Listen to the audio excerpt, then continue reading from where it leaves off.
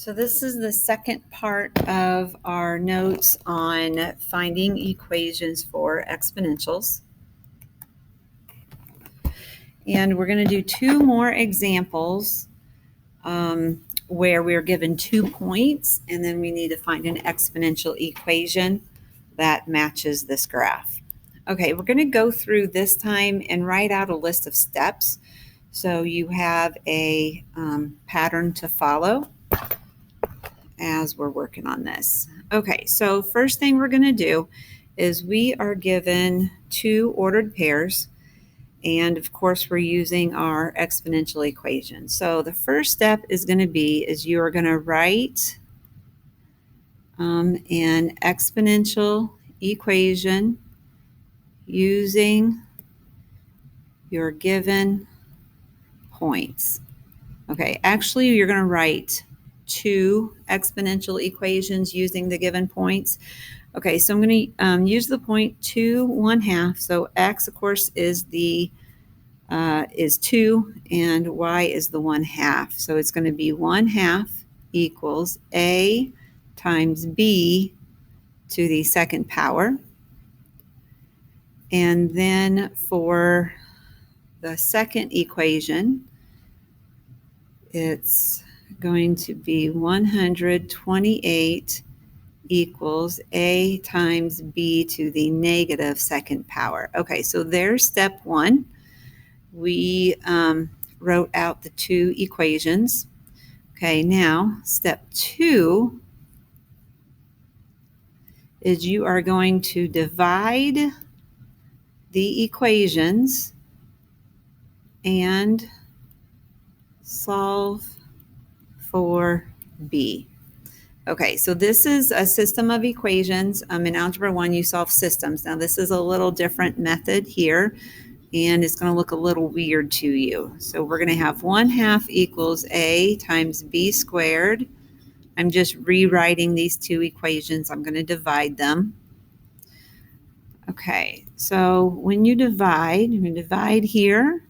I'm going to divide here. Now, your a's are going to reduce. Those will cancel out. When you divide, b squared divided by b to the negative second. So you're dividing with exponents. You subtract your exponents.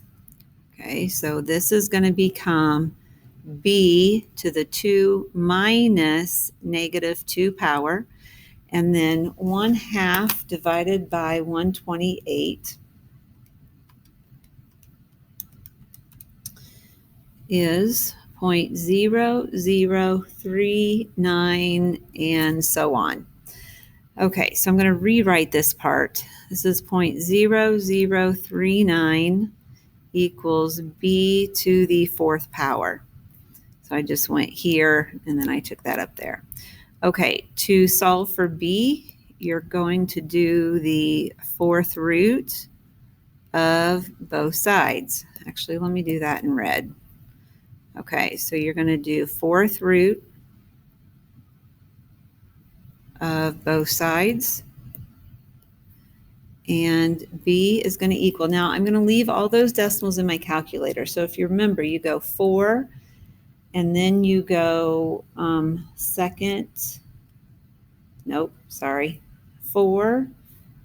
and then you go to your math button, and then it's number 5, so that'll do the 4th root, and then I can go second answer, and b is 0.25. Okay, so I got b is 0.25. All right, let's go back to your calculator for just a second. Okay, so to do the root, that is, you're going to find that under your math button. Okay, so I put in 4, then I went to my math button, and I got my root, and then I did second answer. That second answer brings that previous calculation with all of its decimals back down for you, and then you don't have to retype that number, and it gives you a more accurate answer. Okay, so we're doing good. We found the value of b.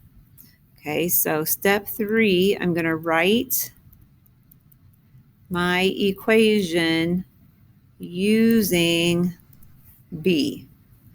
Okay, so I now have y equals a times 0.25 to the x power. So All right, you can see that we're making progress. We now need to figure out what A is. Okay, so to do that, we're going to use one of the points that we were given to start with. So we're going to plug in a point for X and Y, and then you're going to solve for A. Okay, so let's just use, I'm going to go ahead and use the -2 and the 128. So I'm going to use -2 and 128. So 128 equals A times 0.25, and then my X is -2. Okay, now I'm going to do 0.25 to the -2nd power, and that gives you 16. So 0.25 to the -2nd power, that's 16, so 16A. If I divide by 16, I get 8, and A is 8. Okay, so last step here, we are going to write your exponential equation using your A and your B. So I have Y equals A times 0.25 to the X power. Okay, so there's my equation. All right, so those are your steps. So anytime you have 2 points and you want to find an exponential equation that follows that pattern, those are the steps you're going to take. Okay, one other thing before we leave this example that I'd like to point out to you. Okay, back over here in step 2, when I set up these two equations, notice that I did the b to the second. Okay, that equation I put over the one with the b to the -2nd. All right, there's a reason I did that, because I knew that I was going to be subtracting exponents, and when you do 2 minus a -2, I get +4. Okay, and then you guys are just more comfortable with a positive exponent than a negative exponent, so I set it up. Could you have swapped those two equations and done them differently? Yes, you could have. So over here to the side real quick, if I had wanted to, I could put the 128 a b to the -2nd on top, and then done the 1/2 a b squared on the bottom. So when I divided, it'd be 128 divided by 1/2. So that's 256 equals, I have b to the -2nd minus 2. So that would be b to the -4. Okay, so you could still solve that, and you guys know how to solve that. We did that last chapter. So this you would take to the -1/4 power. Okay, but just to kind of avoid those negative exponents, if it's convenient, okay, if you choose the one with the larger x value, okay, so this one, choose this one, okay, because it has the bigger x, okay, so it's going to have, when you write that out, it's going to have the bigger exponent goes on top. Then when you subtract, you will still get a positive exponent. Okay, and that, to me, that just makes it a little easier for you to solve. You're just more comfortable with that than you are solving with a negative exponent. Okay, so either way will work, but I did choose the one that has the bigger x to go on top. So you might want to keep that in mind. Okay, example 6, we're going to do the same thing. Same steps. I'm not going to write out, well, I'll do all the work for you, but as far as following the steps, you have those all laid out for you in the previous example. Okay, a bacterial colony is growing at an exponential rate. Okay, so right there, exponential, we know what kind of an equation. It is known that after 4 hours, its population is 98 bacteria, and after 9 hours, you have 189 bacteria.